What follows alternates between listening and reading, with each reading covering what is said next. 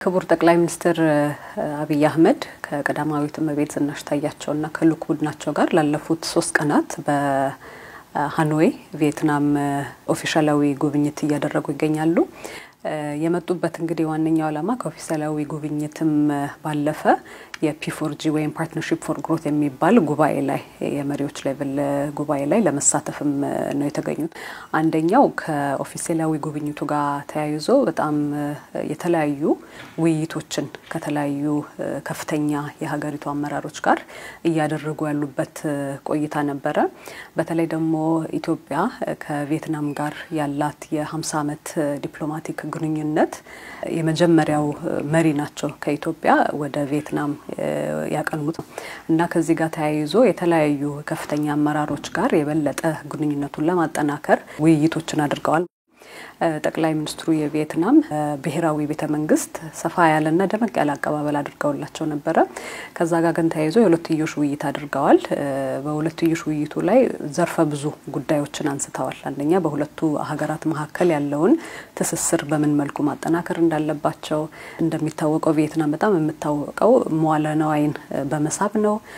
ኢንዱስትሪ ዘርፍ ላይ በግብርና ዘርፍ ላይ የነበረችበት አውድና አሁን ያለችበት አውድ ወደ መካከለኛ ገቢ ሀገራት የገፋትና የመንሰራራት ዘመን የራሳቸውን ያሳለፉ እንደመሆናቸው እኛ ደግሞ እንደ ኢትዮጵያውያን ባለፉት ጥቂት አመታት ውስጥ ብዙ አላማ ሰንቀን ጠቅላይ ሚኒስትሩ እያንቀሳቀሱ ያሏቸው በጣም ብዙ ኢኒሺቲቮችም አሉ።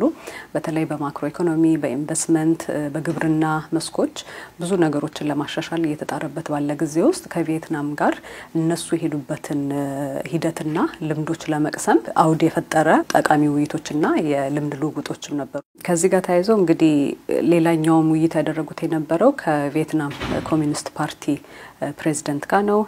ከቪየትናም ራሱ ፕሬዝዳንት ጋርም ውይይት አድርገዋል። አራተኛውም ደግሞ የከፍተኛ አመራር ውይይት ያደረጉት የነበረው ከብሔራዊ ምክር ቤቱ ፕሬዝዳንት ጋር ነበር። ስለዚህ በተለያየ ደረጃ ሁሉም ጋር በሚደረግበት ሰዓት የሚያንጸባርቋቸው የነበሩት ፍላጎቶች ከኢትዮጵያ ጋር ያለውን ግንኙነት አሁን ማጠናከር አለብን። ጥሩ መደላድል ተፈጥሮልናልና አሁን ደግሞ በሁለቱ ሀገራት መሀል ያለውን ትስስር በመጠቀም አንደኛ የህዝብ ብዛታችን ቪየትናም ከ100 ሚሊዮን ህዝብ በላይ ያላት ወጣቶች ናቸው። ከዚህ በፊትም የነበራቸው ከቀኝ ግዛት የመውጣትና ራስን የመቻል ትግሎች ከተረጂነት ራሳችን ለማላቀቅ የሄድንበት ያሉትን እርምጃዎች በጣም ብዙ የሚያስተሳስሩ ነገሮች አሉ። በተለይ ደግሞ ቪየትናም በምግብ ራስን ለመቻል ያደረገችውን ሂደት በሩዝ በተለይና በፍራፍሬ በተለያዩ ምርቶች ራሳቸውን አጠናክረው እየሄዱበት ያለበት ሂደትም ስላለ ኢትዮጵያ በጣም ብዙ ልምዶች መቅሰም እንደምትችል በማዕድን በማኑፋክቸሪንግ በኢንዱስትሪዎች ለመልማት እነዚህን ልምዶች በምን መልኩ ልንማማር እንችላለን። የቪየትናም ኢንቨስተሮች ደግሞ መጥተው ኢትዮጵያ ላይ መዋለ ንዋይ እንዲያፈሱ ምን አይነት ምቹ ሁኔታዎች መፍጠር እንደሚቻል የተነጋገሩባቸው የተለያዩ መድረኮች ናቸው። ከሪፎርሞችም ጋር ተያይዞ ቪየትናም ራሱ ባለፉት አመታት ከቀኝ ግዛት ውስጥ ከወጣች በኋላ በጣም ብዙ ሪፎርሞችን እያደረገች የቆየች ሀገር እንደመሆኗ በተለይ ደግሞ በፓርቲው መማከኝነት ጠንካራ እና ቀጣይነት ያለው ሀገረ መንግስት የገነባች ሀገር እንደመሆኗ እኛም ደግሞ አሁን ያለንበትን ሁኔታ ከዛ ጋር ያጣጣምን ብዙ ልንማራቸው የምንችልባቸውና ከሁለቱ ፓርቲዎች መካከል ያለውንም ግንኙነት ለማጠናከር እንደሚያስፈልግ ጠቅላይ ሚኒስትሩ ባሉበት እነዚህ ጉዳዮች የተነሱበት ነበር። ጠቅላይ ሚኒስትሩም ደግሞ የበለጠ ኢትዮጵያም የገፋችበት ባለቻቸው መድረኮች ደግሞ ማልቲላተራል ፕላትፎርሞች ላይ አብረው ተሳስረው መስራት የሚችሉባቸውን ጉዳዮች ላይም ተነጋግረዋል። ሌላኛው እንግዲህ ከኦፊሴላዊ ጉብኝታቸው ጋር ተያይዞ ያለው የተለያዩ ጉብኝቶች አድርገዋል። በቪየትናም ጀግኖች መታሰቢያ እና ሰማዕታት ሐውልት ላይ እንዲሁም ደግሞ የቪየትናም ከቅኝ ግዛት ያስወጧቸውና አሁን ላሉበት ሁኔታ ጥሩ መደላድል የፈጠሩላቸው የቀድሞ መሪያቸው ሆቺሚን መቃብር ቦታ ላይ የአበባ ጉንጉን አሳርፈዋል።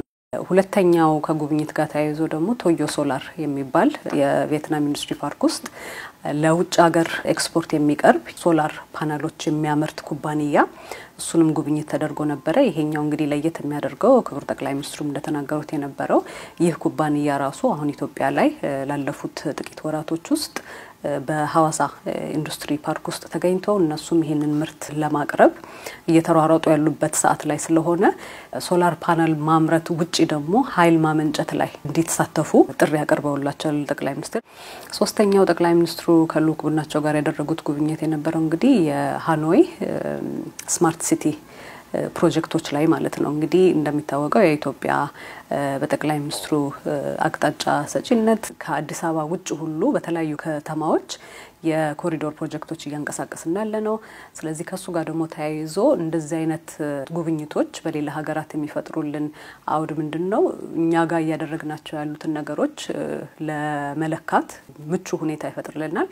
መማር ያለብን ነገር መቅሰም ያለብን ነገር ለመቅሰምና በራሳችን ነባራዊ ሁኔታ ያንጸባረቅ ነው መስራት የምንችላቸውን ነገሮች እንድናይ እድሉን ይፈጥርልናል። ስለዚህ እዚህም የነበራቸው ቆይታ ክቡር ጠቅላይ ሚኒስትር በ1000 ሄክታር መሬት ላይ በሶስት ሎት ወይም የተለያየ ቦታዎች ላይ የተቀናጀ የመኖሪያ መንደር ስማርት ሲቲ ወይም ሲቲዝ ኦፍ ዘ ፊውቸር ብለው የፈጠሯቸው አሉና እዛ ላይ ሆስፒታሎች፣ ትምህርት ቤቶች፣ መኖሪያ ቤቶች፣ ሱቆች ተቀናጅተው ንጹህ በሆነ ማራኪ በሆነ መልኩ እንዴት መስራት እንደሚቻልና እንዴት መፍጠር እንደሚቻል አንድም ያየነው ነበር ከነዚህ ጉብኝት ውስጥ። ሁለተኛው እንግዲህ ክቡር ጠቅላይ ሚኒስትር ያመጣቸው ዋነኛው ጉዳይ ነበረው ቅድም እንዳልኩት የፒ4ጂ ወይም ፓርትነርሺፕ ፎር ግሪን ግሮት የሚል መድረክ ነው የመሪዎች ጉባኤ። እዚህ እንግዲህ ኢትዮጵያ የዚህ ፓርትነርሺፕ አባል ሀገር ናት። ከቪየትናምም ጋር ተያይዞ ሌሎችም ሀገር እንዲሁም ደቡብ ኮሪያ የምትገኝበትም እንደመሆኑ በየ2 አመቱ የሚካሄድ መድረክ ነውና ይሄ መድረክ እንግዲህ ንግድ ማህበረሰቡ ከሲቪል ሶሳይቲ እና ከመንግስት ጋር አንድ መድረክ ፈጥሮ በተለይ ከዘላቂ የልማት ግቦች ጋርና ከፓሪስ ወይም ይሄ ክላይሜት አጀንዳ ከምንለው ጋር በምን መልኩ ልንሰራ እንችላለን የሚል እነዚህን ባለ ጉዳዮች አንድ ላይ የሚያመጣ መድረክ ነው እና የተለያዩ ኢንቨስትመንቶች በተለይ በስሞል ስኬልም ቢሆኑ በአነስተኛ ላይ የሆኑ እነዚህን ግቦች ለማሳካት ከቢዝነሶች ጋር የሚደረጉ ጥረቶችን የምናይበት አንድ መድረክ ነው። ኮሚትመንቶችም የገባናቸውን በዓለም አቀፍ ደረጃ ላይ እነሱም ፕራክቲካሊ እንዴት መተግበር ይቻላል ተብሎ የሚፈተሽበት መድረክ እንደመሆኑ ኢትዮጵያ እዚህ መድረክ ላይ እንግዲህ በፈረንጆቹ እንደ አውሮፓውያን አቆጣጠር ከ2018 ጀምሮ የምትሳተፍበት መድረክ ነው። አሁንም ደግሞ ክቡር ጠቅላይ ሚኒስትሩ መክፈቻ ንግግር አድርገው ነበር። እዛ መክፈቻ ንግግር ላይም አጽንኦት የሰጧቸው 3 ጉዳዮች ነበሩ። አንደኛው ያው የዓለም አቀፍ የክላይሜት ፋይናንስ ጉድለት አለበት ተግባራዊ ለማድረግ የገባናቸውን እንደ ዓለም አቀፍ ማህበረሰብ የገባናቸውን ስምምነቶች ተግባራዊ ለማድረግ በትሪሊየን ዶላር ክፍተት አለው። ለዛ ክፍተት ደግሞ እነዚህን ተግባራዊ የምናደርጋቸውን አክሽኖች ለመውሰድ ያን ጉድለት መሟላት አለበት የሚል ትልቅ አጀንዳ ነው ያለው። ከዚህ ጋር ተያይዞ ይሄንንም ጉዳይ እንደገና ጠቅላይ ሚኒስትሩ አጽንኦት ሰጥተውታል። ፋይናንስ ያስፈልጋል፣ ይህንን ክፍተት ለመሙላት እዛ ላይ በደንብ መሰራት አለበት የሚል ነው። ሁለተኛው ደግሞ ለአፍሪካ ሀገር ላይ ያለውን የኤነርጂ ኢንቨስትመንት ወይም ማለናዊ ክፍተት እሱ ላይ መሞላት አለበት። ኢትዮጵያ በተለይ ደግሞ ታዳሽ ኃይል የምታመነጭ ቀዳሚ ሀገር እንደመሆኗ እዚህ ላይ ያሉ ኢንቨስትመንቶች የበለጠ ሊያበረታቱ ይገባልና ሀገሩ ላይ ራሱ ይሄ መንጸባረቅ አለበት የሚለው ያነሱት ሐሳብ ነበረ።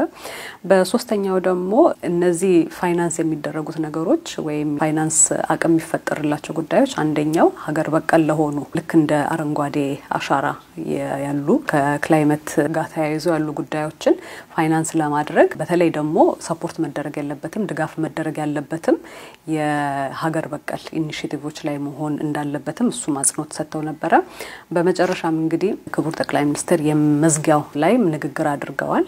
እዛ መዝጊያው ንግግር ላይም ያዩዋቸውን ነገሮች በኮንፈረንሱ ላይ በተለይ ጀማሪ ኩባንያዎች በነዚህ መስኮች ላይ ተሰማርተው እየታገዙ ያሉትንም በኤግዚቢሽን መልክም የኛም ራሳችን ኢትዮጵያውያን የተሳተፉበትም ኤግዚቢሽን ስለነበረ ከሱ ጋር ተያይዞ ይሄ መድረክ ለነዚህም ጠቃሚ አይነት አውድ እንደፈጠረ እሱንም አንስተዋል በንግግራቸው። በተለይ ደግሞ አሁን ኢትዮጵያ የሚቀጥለውን የፓርትነርሺፕ ፎር ግሮት ጉባኤ በአዲስ አበባ የምታስተናግድ እንደመሆኑ ተሳታፊዎቹንም እና ታዳሚዎቹንም እዛ ውስጥ እንዳለ ወደ ኢትዮጵያ መጥተው እንዲሳተፉ ቀጥለው የ5ኛውን የፓርትነርሺፕ ፎር ግሮት ጉባኤ ላይ እዛ ላይ እንዲሳተፉ ጥሪያቸውን አቅርበዋል።